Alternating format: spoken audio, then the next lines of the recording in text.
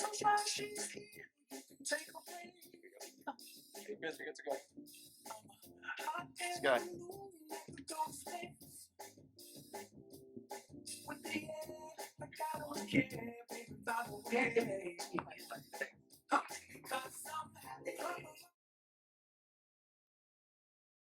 Great way to put it in the mood today.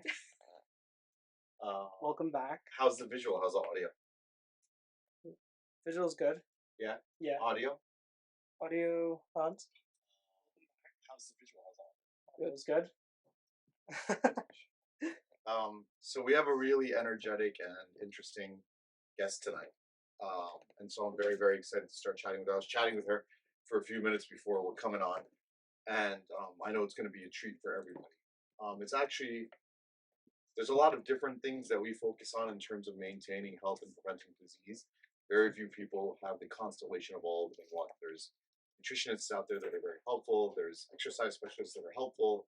There's sleep specialists that are very helpful. There's stress management that's very helpful. There's people who know about yoga that are very helpful. But it's very hard to find someone who's not a specialist in one and not too much of a generalist in all, but has both academic and professional credentials to be a specialist in all of them and bringing it together. And the term lifestyle medicine sounds like a catch-all because it is, and it includes all that. And so we have a lifestyle medicine specialist. Should we shut those doors, you think? Yeah, for sure.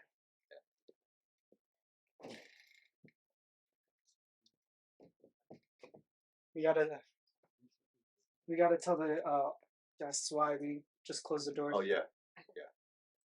Let me start with that. So before we get to Felicia, so so there's different housekeeping things. Let's do the basic like Baker Health stuff. Yeah. So we have we have several yoga classes this weekend. Yep. So anybody who wants to do a yoga class that's a member, just check. Well, we have yoga classes in different locations.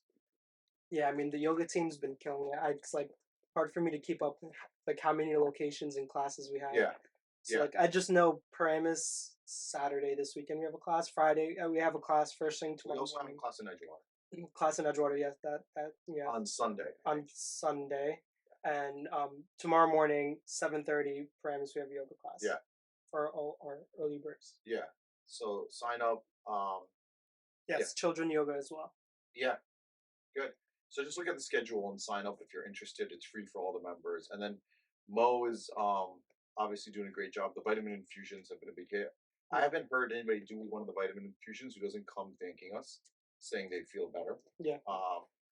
And so now outside of Baker Health, so I think some people know we accidentally went from having 2 dogs in the family to having 5 dogs about 2 months ago. Plus Buddy, so 6, but 5 German Shepherds. And so Kobe and Sky aren't going anywhere. They're the OGs of the Baker household, so they're staying. But like right now, you can hear and smell the puppies dominating the household, and I love them. They're like what, 2 months old? Yeah, they're 2 months old. It's Booker, Apollo, Tyson, and they're awesome. The best dogs. But we made a family decision. We're going to give the 3 puppies away. So we're looking for very, very for free. We're giving them away for a very, very loving family who wants one of these guys who's going to take great care of them. German Shepherd, awesome. Let us know. And just real quick, family decision or family decision? Okay. Yeah, family decision. Okay. Yeah. Surprisingly, when we had the puppies, I was for sure. I thought Miriam was going to kick them out like the second she saw them. She's been like a G about it. Yeah. Like she's been taking care of them, blah blah blah. But what I said is I haven't seen the puppies. I have not seen the puppies in 3 weeks. Yeah.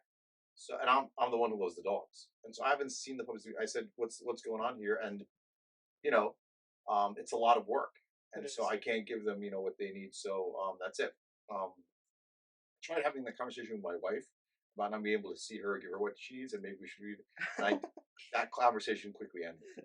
So so the puppies, the yoga. What else do we have to cover before we get into this interesting discussion? Prenatal class. We have a prenatal class this weekend with 2 spots left. That is in Edgewater. Yep.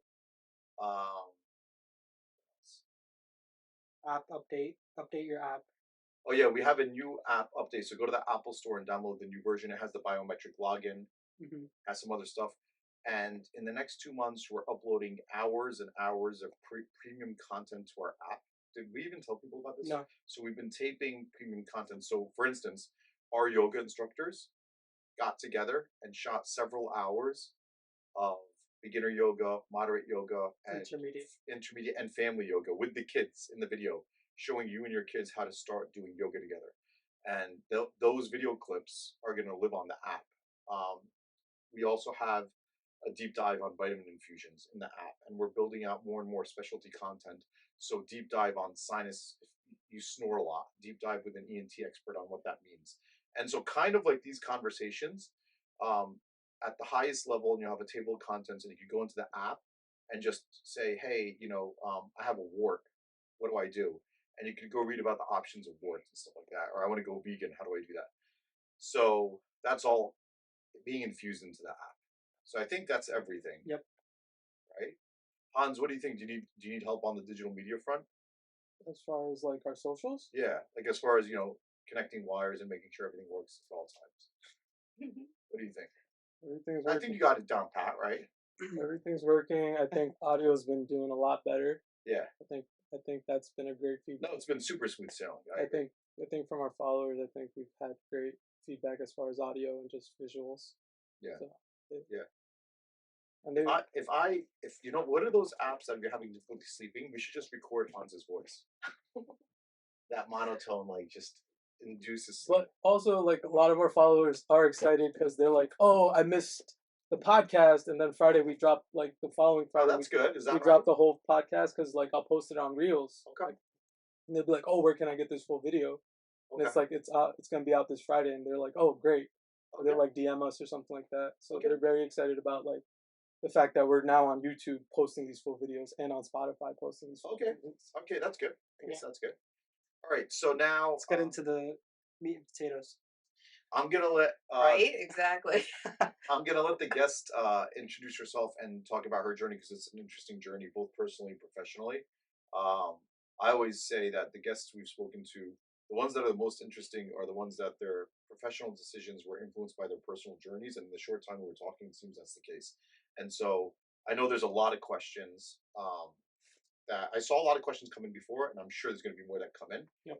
So why don't you give us a little bit about your background? All right, no problem. Thank you. So, really nice to be here. I have an interesting background for sure, in the sense that this is my third career. So, went to college, thought I wanted to be a lawyer, worked at a big Wall Street law firm. Decided I didn't want to be a lawyer. Nobody there really looked like they liked their job. Yeah. They're pretty miserable people. Worked a lot. Yeah, I married one. So, it was a great, I have to say though, it was a tremendous foundational experience for my professional life, because the skills I learned at that job were the skills that I took with me to every other job I had. And those are the things that when I've had students, I've really tried to pound a lot of that into their heads, because they were the most impeccable business skills that really have allowed me to be successful. And from there, I went to go work at ABC News in New York, working for the network news division doing licensing. And at some point, I was thinking about, well, maybe I should go to graduate school. Maybe I'll get a master's in journalism. And I spoke with the person who hires all the on air talent, all the producers there. And I said to her, so I'm thinking about, I want going to grad school, maybe getting a master's in journalism at Columbia or NYU. What do you think? And she goes, well, Felicia, there are a dime a dozen around here. And, you're here at this point in your career, you're going to end up having to come back down here. And, when you're done, after you spend all that money in school, you're going to be answering someone's phone. Is that what you want to do? And I'm like, yeah, not really. So she said, why don't you go to school for something you're passionate about and see if you can't work it back into media? And I was like, that's great. Because what I was doing at ABC, I was getting phone calls the day after a broadcast. This is like before the internet was the way it is, right? This is like before anything was online, truly. Like I used to get fax requests and phone calls. And, so what happened was I realized that there was a lot of attention put on anything we covered on health or wellness, diet, diseases, like really like profound stuff. Like I recognize the power of the media. It can be used for good and it can be used for bad, as we both know. So I really thought long and hard about it. And I had been to a dietitian and exercise physiologist. I had this sort of, moment where I had to look at myself in the mirror and I'm like, something I'm doing is not right. The advice I'm getting from the trainer at the gym isn't right. I'm reading all the magazines and books about diet and exercise. And I don't know, I just wasn't really happy with myself. And I went to this woman and she changed my life. And, mind you, I generally eat healthy anyway, and I always have. And I've been working out since I'm 14 years old before it was popular. Not for any other reason other than I really liked it.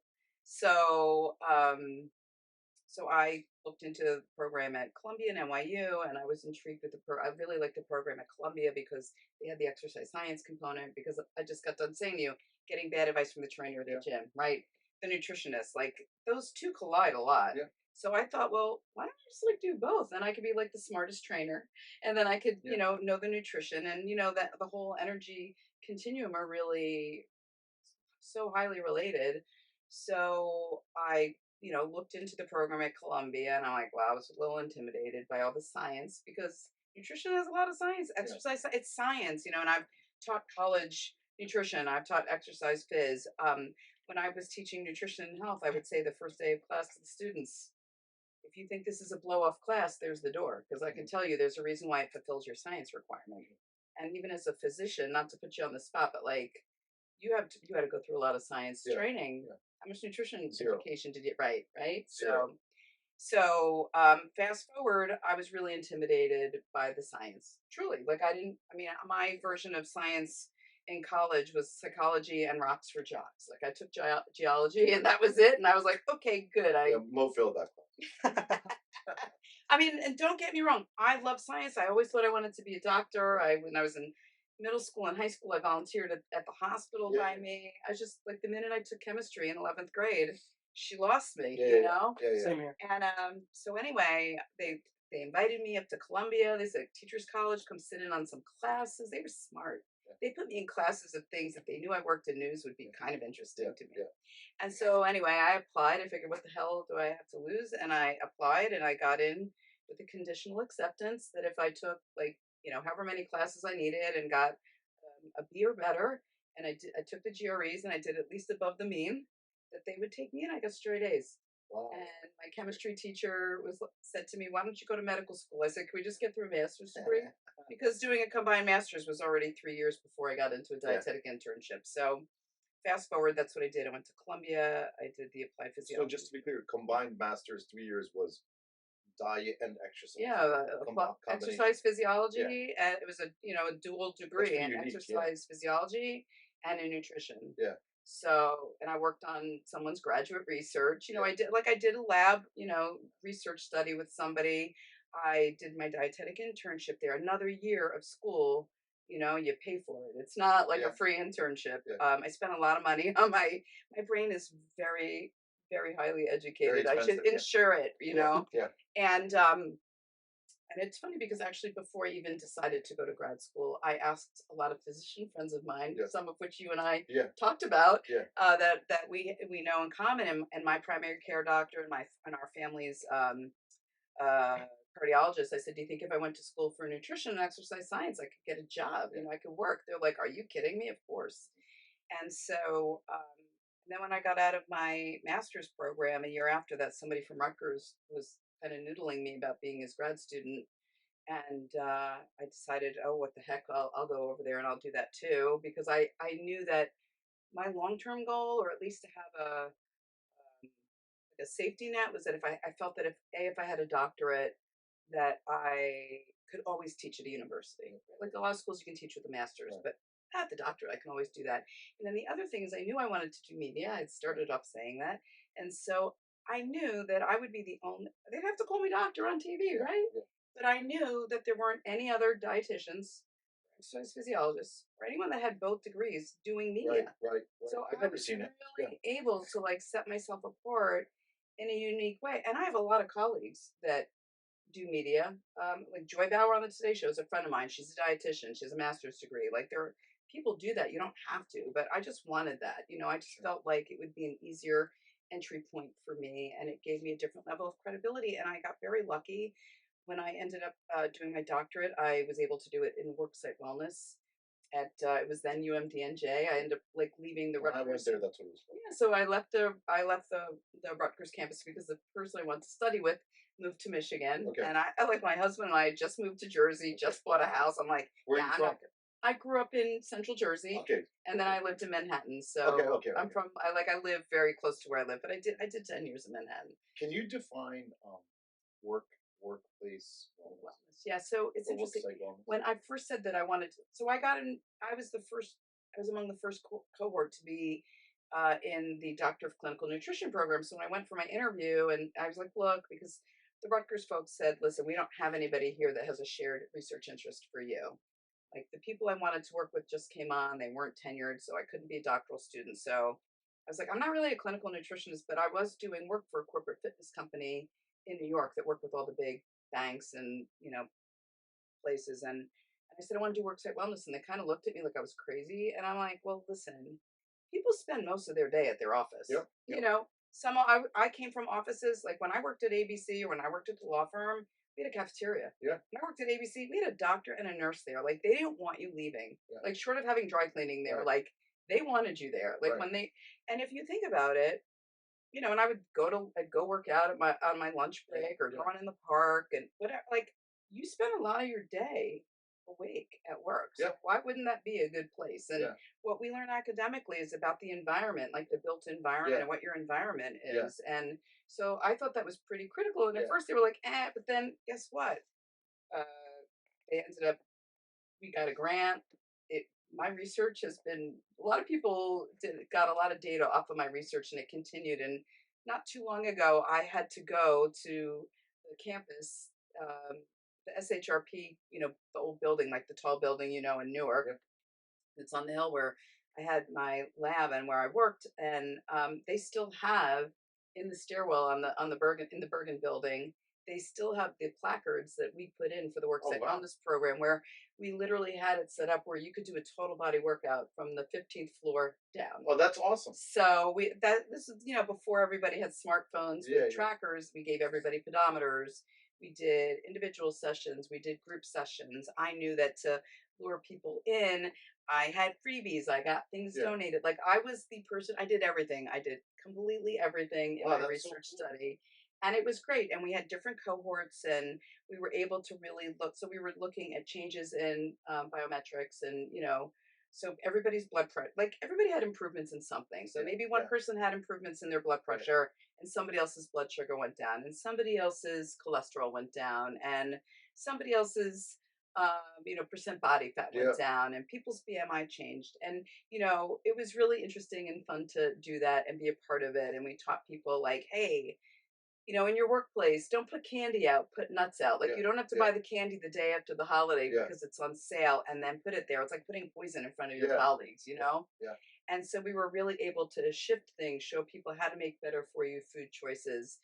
If we couldn't get to we didn't do a grocery store tour in person, but we did a virtual grocery store tour. And, it was kind of nice when people were like, you're that like worksite wellness lady. And actually in the medical school side, we did a 1 mile we mapped out for people a 1 mile indoor walking trail because that campus Yeah. it's a little Yeah. Yeah. it's a little shady in that neighborhood. Yeah. You don't want to Yeah. be walking at night there. So between the library and the main Yeah. hospital building, there was. I mean, we wanted to get them to paint feet on the floor, Yeah. just Yeah. to follow. But we had signs up, so it was great, and it's nice to see that. It's interesting to see how workplace wellness has evolved Yeah. over the years, and what people interpret worksite wellness to be.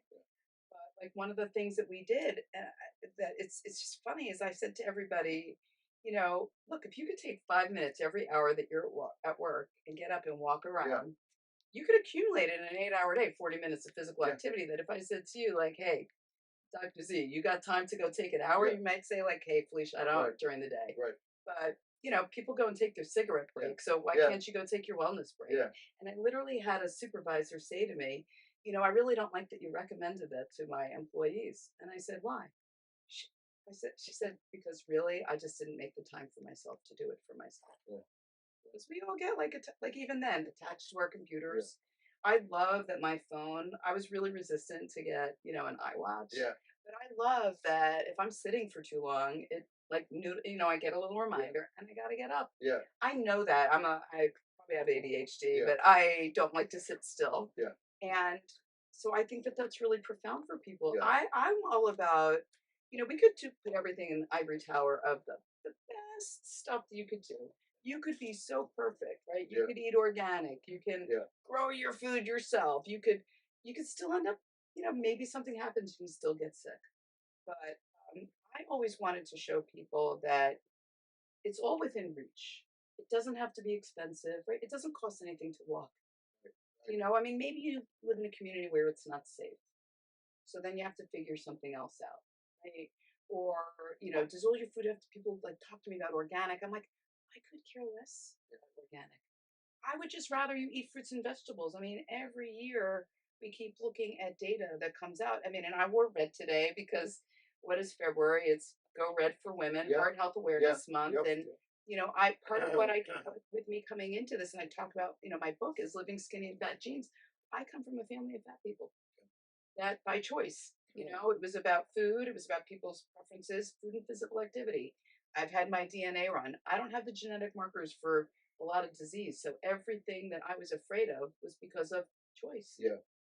And I think we are very quick to point the finger at things, but the truth is there's a lot of things that we have choices about when it comes to food, when it comes to physical activity.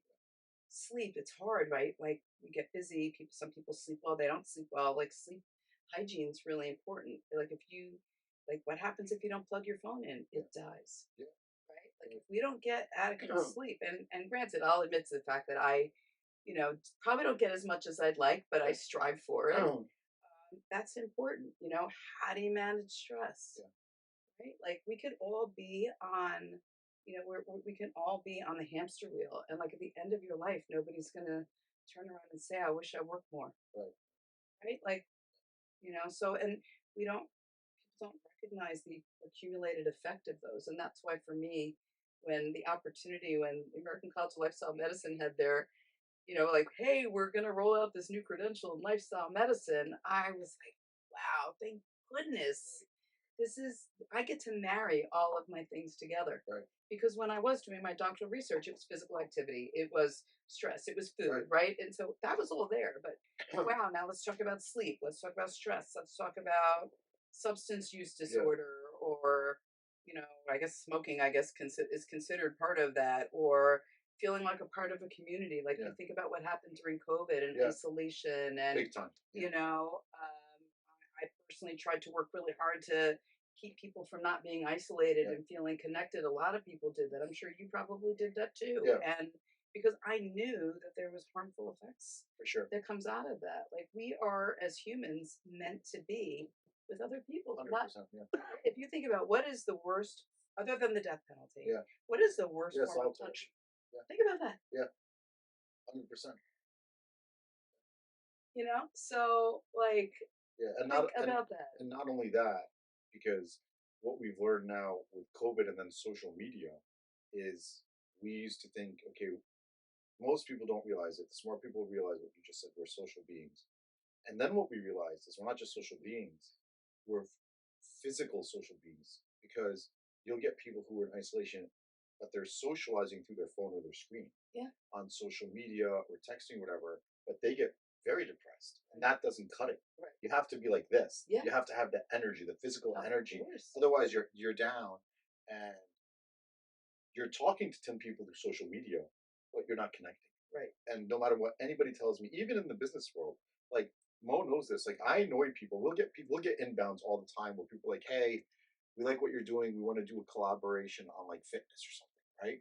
And I'm like, all right, Mo will be like, Z, this is not BS. You should really try it, because 90% I don't, but like he's like, we should really meet with these guys. I'm like, cool, set up the meeting. And if they're like, we're gonna do a Zoom, I'm not interested. Yeah. And I know I'm annoying, and people think it's because it's like old school. It's not old school. I can get an energy. Yeah. There's an energy. If you're gonna tell me if we did this by Zoom, there would be the same kind of energy. There's no way. Right. I'm not against that stuff. There's a place for that stuff. Well, right. Like sometimes for travel, like I get it. makes it easier. I get it. I get it. But so I agree with you about all that. I think before we get to the questions, I know there's a bunch of questions when we get to them. I have one. I want to ask one question before we get to like the meat of the matter. So when I listen to your journey, and we're gonna get to the science and the exercise and the health stuff because that's what 'Cause those people want to hear. But here's what I'm interested in. I'm always fascinated because you just went through your personal journey and you went in a very like humble and loving way. But I know that it's not as easy as you made it sound. And what I mean by that is the internal conflict or struggle to take risks and to go to a graduate program and to bail on ABC or whatever. And those you're in good positions. When you're in a good position to pivot and say, I'm going to take a risk, there's a lot of people who listen and watch, and I know this because I take care of their families, and they're like, I don't love what I'm doing, but I have a decent life. And Yeah. what they really mean is I don't like what I wake up to do every day, but when I come home, I have a house and I'm able to feed my kids. And it's a struggle that's more common than not for people. It's a job. Exactly. And I want you, if you don't mind, Oh, I'm gonna to say say a few words about where you get the courage, how you do it in a practice. I also, what's the practical way to weigh risk against the pragmatism of, hey, I still have, kids and responsibilities and I don't want to let them down. Can you talk a little bit about in those moments where you made a pivot, where you made a decision to go left instead of right, where you found the courage and what was the calculus? Oh, I mean, and I could really break it down Please to do. the most humbling way. Yeah. Um, I remember when I was in grad school with my master's, I was at a friend's house not too far from here in Tenafly, and he had his palm reader. She looked at my hand and she said, "You know what looking at your palm, she goes, what you do now for a living, you would do if money wasn't an issue." And I always say to students or to people that are like, I've had people call me and say, I'm sort of like, you pivoted a few times. So what did, if you do something you're passionate about, it doesn't feel like work. And how beautiful that is that I get to do that. I mean, I'm grateful because I'm trying to save people's lives. I want people to feel better. I don't want someone to buy a piece of jewelry. Like, I'm not selling objects. I'm selling health and wellness. I'm selling what feels good in your heart. It came with a sacrifice. You know, I have been divorced twice. I mean, I'm not saying that they're all because I was in school, but I'm being really honest, you know, and maybe I made bad choices. I mean, clearly, like separate from that, I'm sure I made bad choices in my choices, but for different reasons, I was at different stages and places in my life, and I, got married to please my parents more so than to really look for myself because of societal pressure or Sure. family and cultural pressure. So, there's a lot to be said for that too. Like being 100%. able to have the courage to step, like you do it, and then you're like, well, that wasn't really great. Yeah. And being a single parent was not easy. And when I got divorced, I was finishing my doctorate and I was making $10,000 a year as a grad student. Yeah. Like I didn't get into this career thinking I had to be the breadwinner. Right. It was going to be like the happy feel, happy joy, like, okay, whatever I make, we'll put it towards our kids' college tuition. It's extra. It was extra and like, no way. And like when my divorce went through, like I just spent a year doing my residency in sports medicine at Rutgers. And then I had to spend the summer going to ABC News in Boston to do a medical journalism residency. Every Monday, I had to leave on a plane and come home on Friday and Wow. hire a nanny and leave my kids with a stranger for 4 weeks. Wow. My ex-husband wasn't taking the kids, and it was. I mean, can you imagine that? And my kids were little, like they How were. did you pull through that? Because It's hard, yeah. and because I couldn't go back and forth every day, And you found a way to make it a career, not I just a made it side. work. Well, I mean, I got lucky that I wanted to do medical journalism, so I was up there. And oh, and wouldn't you know, the very last week I was there, somehow the universe talks to you. I got a phone call. I had put in a reel a year before for a TV show on the Learning Channel called Honey, We're Killing the Kids, and the producer called me up, and he didn't want to tell me they weren't going to hire the same host back, but said, we're doing a spin-off. Can you come audition? And I did. And like literally I found out like when I was finishing up at ABC that I got the job. And I remember sitting with Tim Johnson, who was the medical correspondent forever. And he said, what do you want to do when you're done, Felicia? I said, I want your job, Tim. And he said, Felicia, everybody wants my job. He said, but the truth is, if I could give you a piece of advice, it's keep your hands in your business always. So when you and I were speaking before about what I do, I'm like, I do lots of different things, but I always have maintained a private practice. I've always wanted to maintain counseling people because I get so much personal satisfaction out of it that I literally used to say that my other work supports my hobby of counseling because I love it that much. I love people that much. And um, so, and even during COVID, I was like, oh my God, what I want to do went away. Yeah. What am I going to do? And I'm like, okay, well, I'm going to expand my knowledge base and I want to learn more about cannabinoid medicine. I called up a friend from college and I said, hey, you're in Colorado. You've worked in the cannabis space. Can you get me a job with, a certain company? And he goes, why would you do that? You've been doing translational science in food, nutrition, and fitness in the supplement industry for 20 years. Nobody's doing that in the cannabis space. Why don't you do that? And so literally, I'm like, okay, let's do that. I mean, and the truth is, I had to take out an SBA loan and it's still not profitable. Like I'm still, kicking things around and still trying to find myself. But what happened in that process, I learned a lot about cannabinoid medicine. I helped set up an online master's program for lifestyle medicine and a master's program in cannabinoid medicine with an online program. I went to conferences. My father was dying, and I went to a lot of conferences where they were talking about psychedelic assisted psychotherapy and end of life. And I was like, you know what? This is really important for me at this point in my life right now to learn about this because we never talk about death. Yeah. If you're not that person who works with, oncology, oncologists deal with it a lot, right? Pain management doctors. And it's the unknown. And it just was so scary. And I thought, well, this is a really great opportunity for me to learn about it, both professionally, because I saw plant-based medicine as being in my wheelhouse. And I really wanted to talk to people about it in a very open and candid way because I wasn't a stoner. I didn't touch anything until things became legal for rec. And in hindsight, did I really need the government to do that for me? And to learn about it. And there's some great documentaries and things out there about it. But I guess I've just always faced change, and sometimes you do something and it's great. And I've done things where I've made mistakes. I've done things where I've trusted people and I've gotten kind of screwed. Like there's no better way to say it, but it happens. It's learning. You learn from things. My biggest learning around the end of the year, I was reading something on LinkedIn, and everyone talks about the same things that they want to work on for self improvement in a year. And I feel like my starting in my 40s, it was all about self improvement, right? Yeah. And something was about forgiveness. I read something about forgiveness, and I was like, wow, I never really thought about that. And that was like a very profound concept for me. It's like forgiving mistakes that we make, forgiving mistakes that other people make, really just looking at people and situations and really trying to find the good in it. And it was the key thing I read was you don't forgive to forget, you forgive to remember, hopefully so you don't do it again. But those were profound things. And I'm going to be 57 in a few weeks, and nobody can believe it. And I'm proud of it. I'm not shy about it.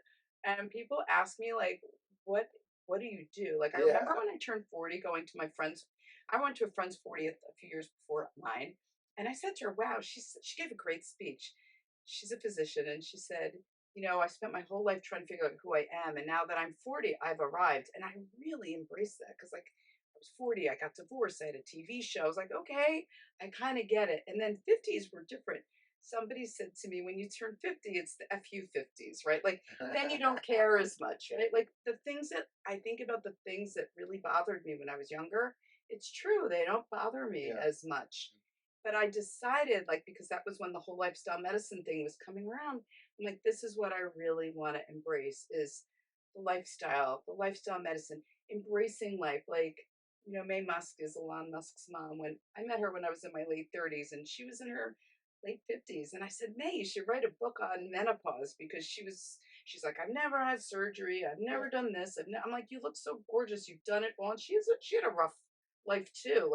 Separate from her son, she has her own success. All of her children are successful, but she had a really rough life, really rough. And I was like, you are just. I just read his book, the Walter Isaacson book on Musk, which includes a lot about his work. She wrote a really great book too, and I know her story, and it's beautiful. But she really to me was a role model for embracing aging, and like not having to have work done and like, do what you can Yeah. with what you've been given. Yeah. Yeah. And it's funny, like what I've gotten, here I am Yeah. at this place in my life. And, it's interesting. You were talking about social media. Look at Instagram. Yeah. Is Instagram to me is a few things. Like everybody's showing their best stuff. Yeah. And like in all fairness, when I started using social media, and I've given talks about it.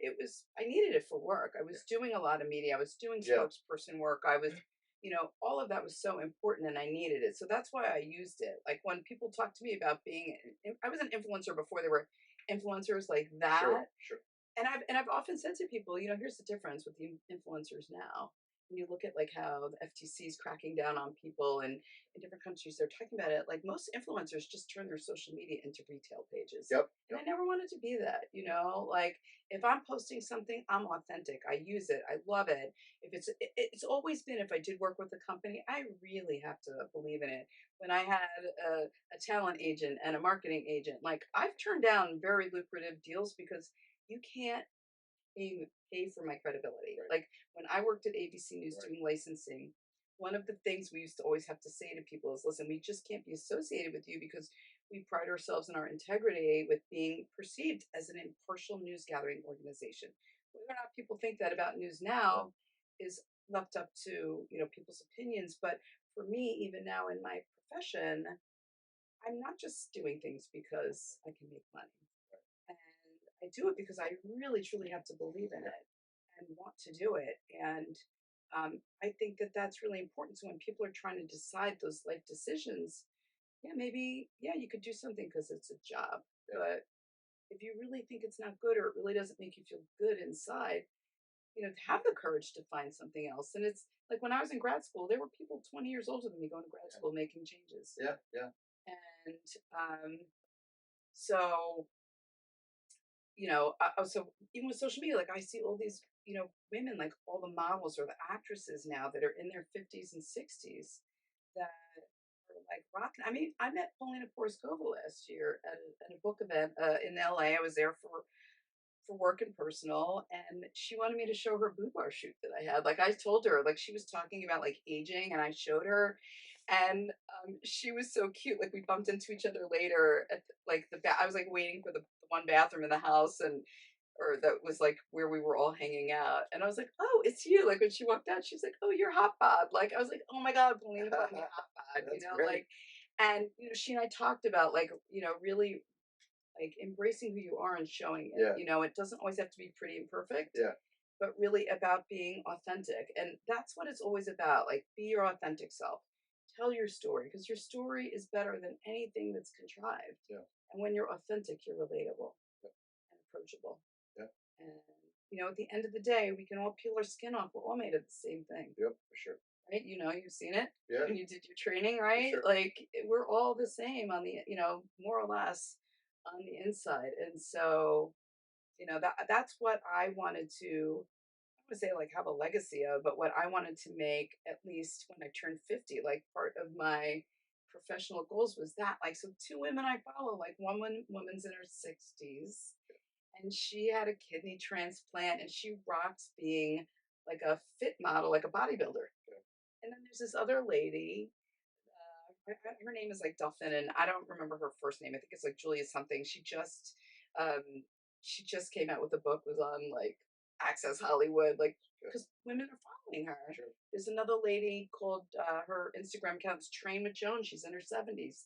I'm like, Mom, you could be this lady. Do you see this lady? She was very overweight. She never exercised. During COVID, she moved to Tulum. Her daughter's a trainer. She's doing wellness coaching, and she embraced this. Like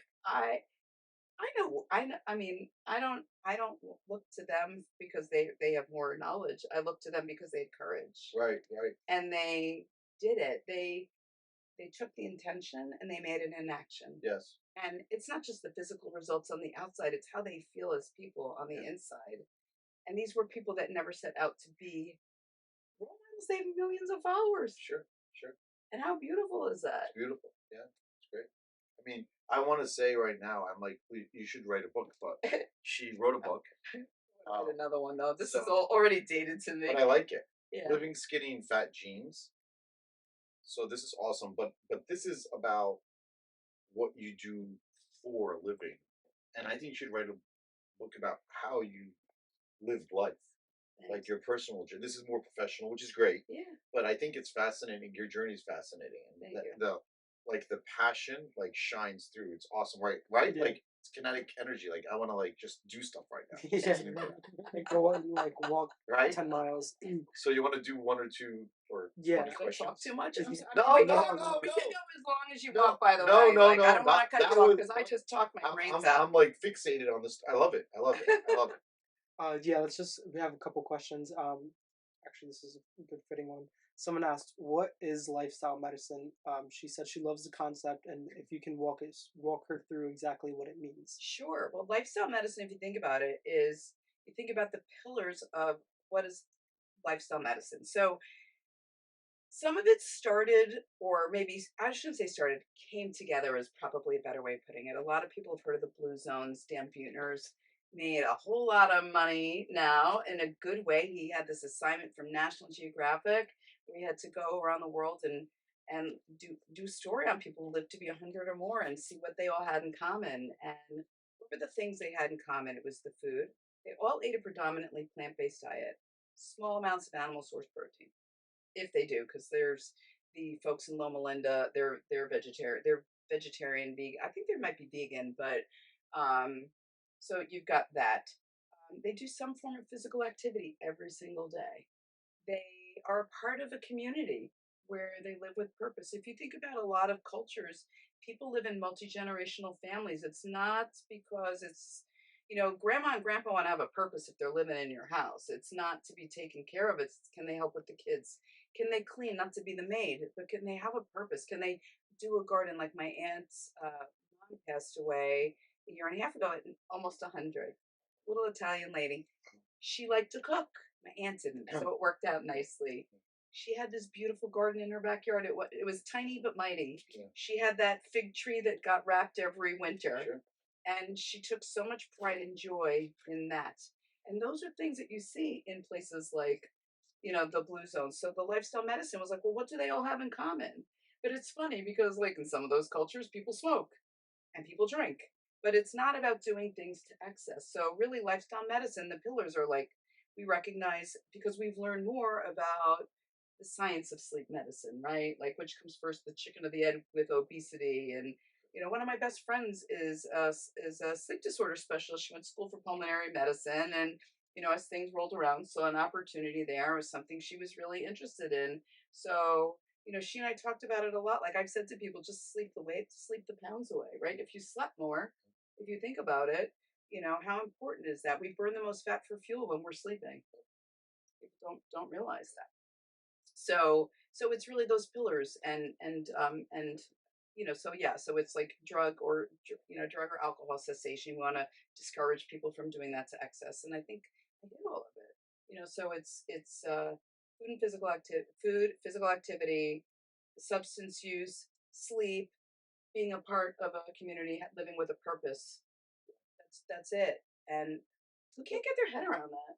The funny thing is, like, I think we've said this before. When you talked about, like, for instance, you talked about like who talks about death like a little bit ago. Like, Yeah. the last guest we had was this incredible oncologist. Yeah. Okay, the guest before that was an incredible palliative care Yeah. hospice specialist. Those were the last two guests. Yeah.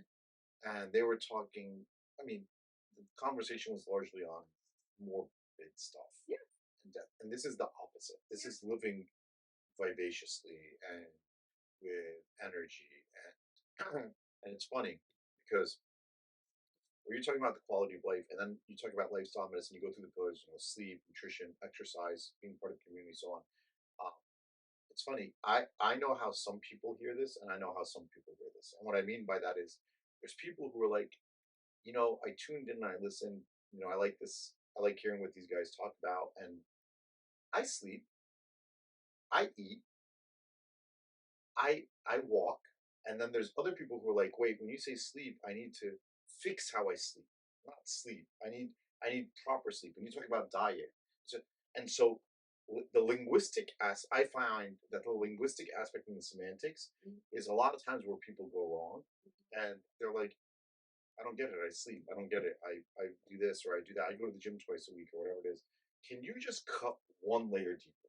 And when you say sleep, can you take, and this might be a little difficult, but Yeah. do your best. Like, can you take how most people sleep and what are some minor one or two adjustments they can make? How most people eat, and I love you have a practical approach. You touched upon that several Mhm. times because sometimes you get guys who are like, just eat protein, and everybody's like, whoa, you know. But can you talk about a couple of adjustments in diet, a couple of adjustments in sleep, a couple of adjustments in exercise that are practical for the normal person? I Sure. don't want to say average for the normal person that you don't have to completely disrupt your life. She's a single mom with two kids, or I it's mean, a that family was me. So or I mean, I get it. or a family of five or whatever that they Yeah. both work, Yeah. whatever, where you're like, listen, here's how you start, and in 6 to 12 months, you'll feel better, look better, and be better.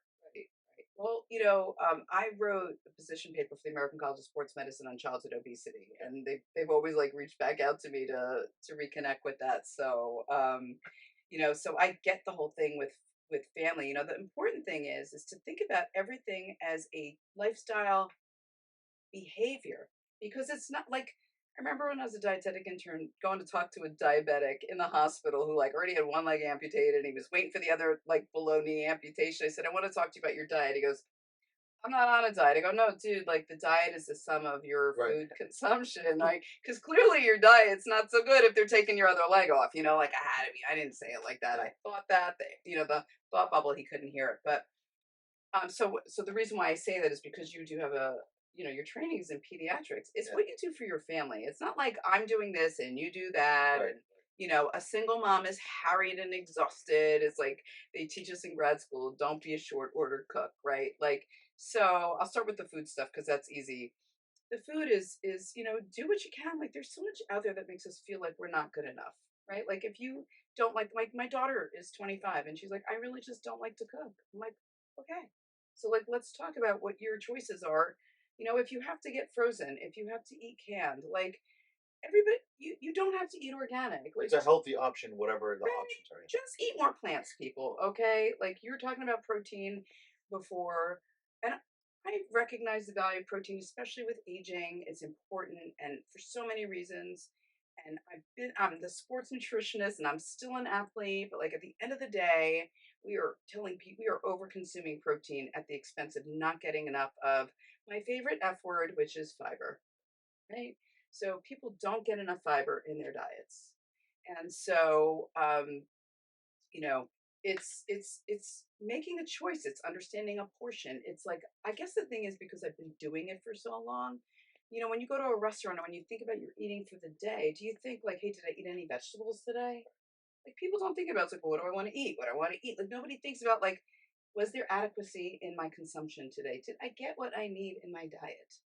Like, did I eat what I need? Did I get protein? Like, this is how I think about it. Did I have fruits today? Did I have vegetables?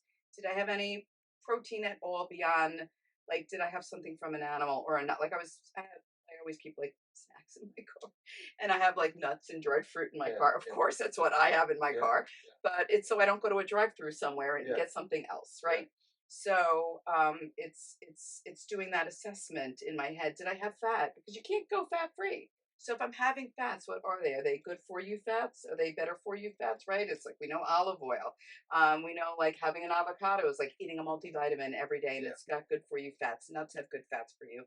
So it's doing that. Like when people would come to me in my private practice and say, I think I need a protein this. I'm like, have you like assessed your diet? Like, you can like literally anybody that's listening, write down what you eat for a day or two Yeah.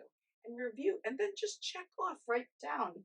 Did I Are there certain, like, when I'm listening to what you're talking about, like, so Mo, me and Mo will be in the office. He's and like we're like, all right, Chipotle or whatever that knockoff is that you're like, Papa. yeah. So like, if we order Chipotle, is there a way to make that healthy? Question one. Question two. I'm sure there is. I mean, I could just tell you I've only eaten there twice, so I don't know I mean, I really don't even. I really try to not eat quick serve food. Okay, and then the second question is, how do you, if you're like the typical family, Yeah, right, and you go through the typical thing, and what do they have? They have like Lunchables for kids they buy, my kids never had those. right? Right. Or mom goes to the grocery store and she buys some fruit, some fresh fruit, Yeah. some from fresh vegetable, chicken, meat. So, what are some practical tips? Like, or they, what are Well, people you know what? ordering I'm this? going to give you like the easiest one because, Yeah, people have families of kids and everybody doesn't like the same thing. yeah, So how do you deal with the not having food fights or, I mean, there's so much that I learned about like the right way to handle food, understanding sometimes people have sensory issues, right? Like yeah, that's the reason. I mean, I'm so in tune and sensitive and, I'm that mom or whenever I have anybody over to my house for a meal or there's a kid for a party, it's like, anyone have any food allergies? yeah, Or, like, cause I'm always like, or issues, yeah. right? Like, cause who asks that question every single time? I do. But so what it's about is not having family time being fight time. And that means like having at least one thing that everybody eats. My house, it was always pasta. Right, I could always do pasta. We could finagle who likes this vegetable, who likes that protein. right. Someone likes it this way, someone likes it that way. If you have at least one thing that everybody likes, it's good. It's Yeah, like nobody, I'm not like the diner, like Jersey diners, you could have yeah, 500 things on the menu yeah, 24 hours a day. Like it's not like that for any yeah. parent. So, I mean, that's really what I would suggest. It could be going to the grocery store and getting a rotisserie chicken and buying a bag of broccoli that's already washed and steamed and you steam it. And guess what? Like, okay, you did that yourself. How often do you go shopping for food? Well, I don't have as many people in my house as I used to when my kids were there. I try to go like once a week when I'm That's not bad. when I'm by That's doable. myself. It's like because I don't want to be How there about when the kids were younger? once. I really try to do it That's once a week doable. Once a week is because, and doable. I have like my kids will say like if the world is coming to an end, like go to our house. I have probably at least 4 months of shelf stable food in my house. I think that's important. It's not about like and you could talk about like expiration dates and things. Like my kids tease me about stuff. There's like this sell by date is not always when something expires by date. And I remember speaking with somebody just at a food pantry about that once. Like, don't tell people no, and don't look at it like that. Like, there's certain things that just really genuinely don't spoil. I mean, like humans have been canning vegetables and Sure. food for centuries. That's how we've evolved, right? Like dried rice has helped us survive. And people are like white rice versus brown rice. I'm like, are you kidding me? Yeah. Like, pick your poison, people. And Yeah.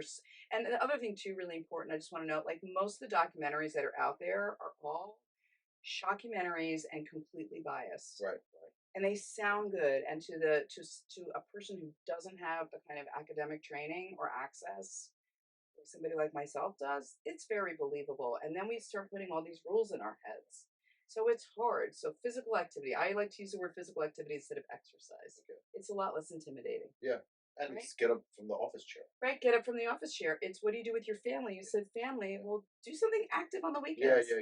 Yeah. Go to a park, go to a playground, go to a museum. You know what happens when you go to a museum? You have to walk, Right. Right. right? Go to the mall and walk, Right. right? Go to the parks, and we have so many beautiful parks in New Yeah. Jersey Yeah. and around the country that are free. People Some of don't them, know. They don't yeah, explore. Yeah. fit trails. Like, go Yeah. do that. Yeah. Go walk. As an adult, I mean, I'll tell you, I've tried doing the monkey bars. I can't hold myself up. I cannot. My upper body strength, even though I work out a lot, is not so great. Yeah. If I had to try to get myself across those bars, it's tough. Get on a swing and pump your legs. That is a tremendous workout. Like for your leg muscles. Yeah. Stay active. Just do something. Get like watching TV with your family. If you actually still have commercials, get up and exercise at the break. Right. You can do it with your kids. I taught a new mommy stroller class when my son was born at a county park because I wanted an excuse for Right. myself Right. Right. to get up and go Right. exercise. And I will tell you the truth, when my kids were little, I wasn't able to direct as much time to myself to do that the way I do now, Yeah. like when they were older. But that's okay. I found ways to do it. I found ways to make it fun. Like, don't make it a chore. Don't don't make food a like, if you don't eat this, you're not getting, like, that's the wrong relationship to have with food. Right. Right. In fact, another thing, because I did some specialized training with eating disorders at an inpatient program, is and a lot of it, and those are a lot like mental health and anxiety, and but a lot of people that have had some trauma in their lives, it's around like families fighting at the table. Yeah. So Yeah. family Yeah. time should be come together time. I remember seeing a woman when I was speaking at a childhood obesity conference that they had done research with people in jail, and they found the one thing that everybody in jail, that like a lot of people in jail had, not everybody had in common, is they never came together for a family meal. So they talked about the book was called like The Surprising Power of Family Meals. Like if you could just find one day a week, it doesn't matter when, or one meal a week where you guys can just like all come together. Yeah. Right? Like in different religions, people do that, or different cultures, people do that. Like that's a beautiful thing. So when you do come together, like they have, if you don't know what to say to your kids, your family, I have these bricks with cards. They were called conversation cards or table topics, and we always kept them on the table. And I'll go, all right, let's take them out. We had other kids over, like that's what like sometimes our relationship with what we do at the meal makes it even more difficult where kids don't want to be at the table or where they don't feel good about themselves and like there becomes that association with the food Yeah. and it's hard and so like exercise too like think about it in schools like this is something I've talked about to school districts like when a kid's bad what do they take away from the kids Right. what do they take away Physical Gym activity. class. recess. That's like my son when he like until he was in high school, like his favorite thing in school was gym. You know, kids like recess. Like if every school, like to give you the example that I said to you about my worksite wellness program, if every school had a 5 minute like put on some music and let kids Yeah. get up at their seat and dance break, like how great would that It'd be? be great. Kids are not meant to sit for 6 hours No. straight. None of us are. None of us are. Yeah. But kids, little kids especially. Yeah. You know, like the little kids should actually the little kids should be going to school earlier than the grown ups, the older kids, and high school kids should go to school later. Right. There is research showing it, yet, Yeah. however, so few school districts in this country do that because of the natural circadian rhythm of teenagers. Yeah. It's not just because it's just like there are natural things that the body, as it's growing and changing, there are things that happen. So I want to talk about the sleep thing since you mentioned that and you wanted me to speak about it. What people can do for sleep hygiene. Don't have a TV on. Don't have, I mean, sometimes people need something to relax, but that's a big thing is TV creates noise. It's stimulus. The brain Or is the big screen. Any stimulator. because these Any days screen. iPads. Yeah. Yeah, I know. I don't, and you know what? I only have one TV in my house. Okay. And I remember when for a long time, that was something my husband and I agreed on. And when I moved and when I bought my own house and I was a single mom, I called the cable company. I'm like, oh, how many boxes do you need? I only need one box. The guy shut up. He's like, I brought more than one box. I go, dude, I got one TV. It's in the family room. It's not in the kitchen. Right. You know, I've done everything. Or the bedroom. Or the bedroom. It's like the bed is for sleeping. Yeah. That's an important thing. Yeah. Yeah, I get it. Like sometimes I like to sit with my computer in bed, but like my bed is for sleeping. I have an office in my bedroom. There's a desk there. I sit at the computer. Yeah. I tell my kids, don't eat in bed. You know, don't drink. I mean, drink water if you need water, but like, don't eat in bed. Don't, don't like watch TV in bed. Right. And don't watch TV in the kitchen either. You know, like let the kitchen be about food. Let meals be about experiences together. Like we do everything to like avoid each other, and then we complain we don't get to see each other enough. Right. That's right. Right? Question came through Facebook, touching on the fiber subject. They asked, besides fruits and greens, is it recommended to take some other source of fiber, Metamucil, or simple? Sorry if I butcher this.